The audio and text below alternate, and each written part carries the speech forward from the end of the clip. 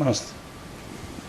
దేవి గారు, బీజేపీలో బీఆర్ఎస్ విలీనం అయిపోతుంది అంటూ పెద్ద ఎత్తున వార్తలు వస్తున్నాయి. మరోవైపు బీజేపీ బీఆర్ఎస్ ఒక్కటే అంటూ కాంగ్రెస్ కూడా ఆరోపణలు చేస్తోంది. దీనికి మీరిచ్చే సమాధానం ఏంటి?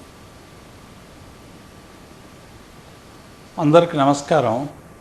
బీజేపీ బీఆర్ఎస్ ఒక్కటవుతుందని చెప్పి రకరకాల ప్రచారాలు చేసి మొన్న జరిగినటువంటి ఎన్నికల్లో కొంత కాంగ్రెస్ పార్టీ లాభం పొందినటువంటి అంశం మీకు తెలుసు. దానికి కారణం ఏంటంటే తెలంగాణ ప్రాంతంలో ఉన్నటువంటి మైనార్టీల ఓట్లని కొల్లగొట్టేటువంటి పని చేయడానికి బీజేపీతో బీఆర్ఎస్ ఒక్కటైపోయింది అనేటువంటి భావనను క్రియేట్ చేసే విధంగా ఒక విశృంఖలమైనటువంటి ప్రచారాన్ని చేసి మొన్న పార్లమెంట్ ఎన్నికల్లో చాలా లబ్ధి పొందింది అనేటువంటి విషయం తెలిసిందే.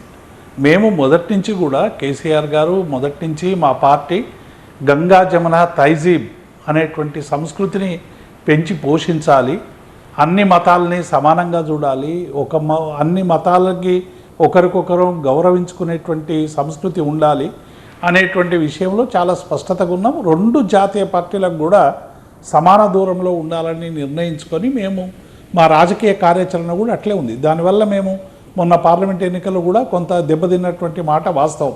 అటు మోదీ ప్రధానమంత్రి కావాలన్నా రాహుల్ గాంధీ ప్రధానమంత్రి కావాలా అనేటువంటి ఒక పోరులో మేము ఎటువైపు లేకపోవడం వల్ల ప్రజలు ఎటువైపు వీళ్ళు లేరు కదా అని చెప్పి ఆ రెండు కూటములకే ఓటేసినటువంటి సందర్భాన్ని చూసాం. ఒక తెలంగాణనే కాదు, ఈ రెండు కూటమిలో లేనటువంటి అనేక పార్టీలను కూడా దేశవ్యాప్తంగా ప్రజలు తిరస్కరించినటువంటి విషయాన్ని నేను ఈ సందర్భంగా గుర్తు చేస్తూ ఉన్నాను.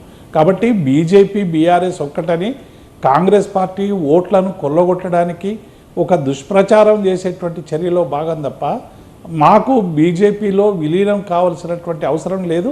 చాలా స్పష్టంగా మా వర్కింగ్ ప్రెసిడెంట్ కేసీఆర్ గారు అనేక సందర్భాల్లో ఈ విషయం మీద క్లారిటీ ఇచ్చినప్పటికీ కూడా పదే పదే ప్రచారం చేసి మా మీద బురద జల్లేటువంటి ప్రయత్నం చేస్తూ ఉన్నారు. విలీనం అనేటువంటిది ప్రసక్తే లేదనేటువంటి విషయాన్ని మేము స్పష్టం చేస్తూ ఉన్నాం.